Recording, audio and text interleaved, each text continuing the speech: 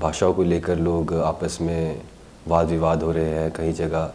कई जगह पे हम देख रहे हैं कि धर्म को लेके वाद विवाद, कई जगह हम देख रहे हैं जाति को लेके कुछ ऐसे वाद विवाद हो रहा है, कुछ ऐसे मसले हो रहे हैं। तो आपको क्या लगता है सर कि हमें इसके मतलब इससे कैसे मतलब हम इसे टैकल कर सकते हैं? और दिव्यांशु जी, वैसे तो ना हमारी संस्कृति कहती है वादे वादे जायते तत्वबोध, अर्थात जब हम संवाद करते हैं ना, वाद विवाद करते हैं, तो हमें तत्वों का ज्ञान होता है, हमें ज्ञान प्राप्त होता है, उस परम तत्वों का ज्ञान होता है, होनी चाहिए। लेकिन यही होना चाहिए कि मतभेद मन भेद नहीं बनने चाहिए। अगर मतभेद मन भेद बन जाए तो तन भेद भी बनते और फिर लड़ाई होती है, एकता भंग होती है, शांति मिटती है।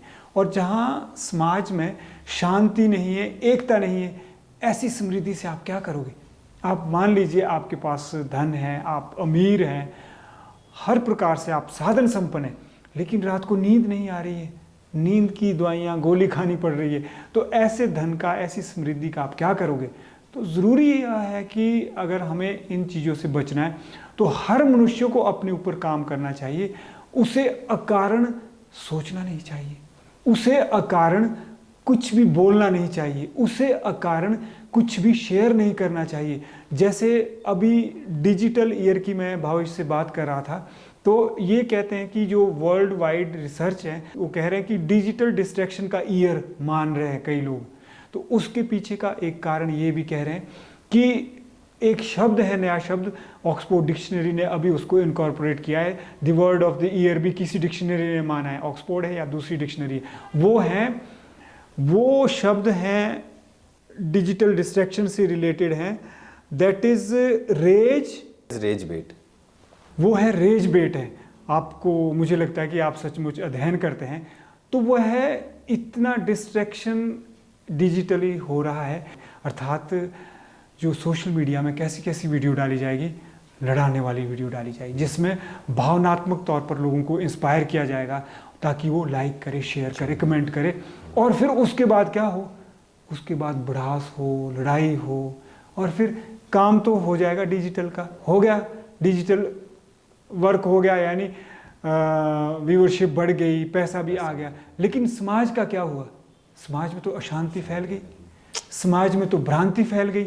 तो अगर हर व्यक्ति रेज बेट ना बने, तो अगर हर व्यक्ति यह देखे कि मुझे रेज बेट का शिकार नहीं होना है, कोई भी सोशल मीडिया में कोई भी अगर मेरे सामने भड़काऊ वीडियो हैं या फिर कुछ भी इस प्रकार की वीडियो है, मैं सोच समझ के शेयर करूं।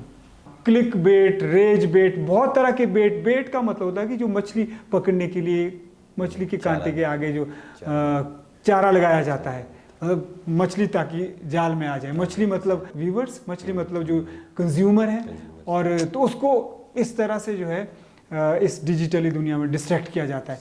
तो अगर हर व्यक्ति यह मान के चले कि देखिए जी, मुझे बेट नहीं बनना है, मुझे अपने ऊपर काम करना है, और मुझे अंदर की यात्रा करनी है, और मेरे विचारों पर अधिकार होना चाहिए, मेरे भावों पर अधिकार होना चाहिए, तो हम बच सकते हैं दिव्यांशु देव इस बात से, जो आपने कहा कि जिस प्रकार से हमारी कम्युनल इंटॉलरेंस बढ़ती जा रही है।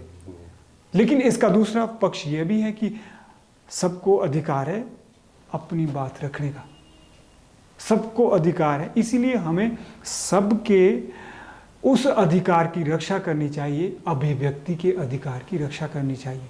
लेकिन साथ ही साथ हमें अपने कर्तव्यों को भी समझना चाहिए। हमारा कर्तव्य है कि एकता की संस्कृति को आगे ले जाना है, शांति की संस्कृति को आगे ले जाना है, अध्यात्म की संस्कृति को आगे ले जाना है। जी सर, बहुत बहुत खूब कहा आपने, बहुत ही अच्छे विचार ये आपने प्रस्तुत किए हमारे बीच, और मैं बिल्कुल आपकी बात से सहमत करता हूँ जो आपने रेज बेट और क्लिक बेट की बात कही, कि अगर जे हम जिस तरह की हम कंटेंट कंज्यूम करेंगे, जिस तरह की हम वीडियोस या शॉर्ट वीडियोस, रील्स वगैरह ये सब हम सोशल मीडिया पे देखते रहेंगे, तो इसी तरह की चीज़ें हमें आगे ये दिखती जाएगी और इसी तरह की चीज़ें हम अपनी लाइफ में अट्रैक्ट भी करेंगे। अगर जो हम अपनी लाइफ को अच्छा बेहतर दौर पे जीना चाहते हैं, तो हमें बिल्कुल जैसे आपने बताया उन चीज़ों पे अमल करना चाहिए। वृक्ष हो भले खड़े, हो घने हो बड़े, एक पत्र चाह भी मांग मत, मांग मत, मांग मत, अग्निपथ अग्निपथ अग्निपथ। तू ना थकेगा कभी, तू ना थमेगा कभी, तू ना रुकेगा कभी, कर शपथ कर शपथ कर शपथ, अग्निपथ अग्निपथ अग्निपथ। यह महान दृश्य है, चल रहा मनुष्य है, अर्शु स्वेद रक्त से लथपथ लथपथ लथपथ, अग्निपथ अग्निपथ अग्निपथ। धन्यवाद। जय हिंद, जय भारत, जय विश्व।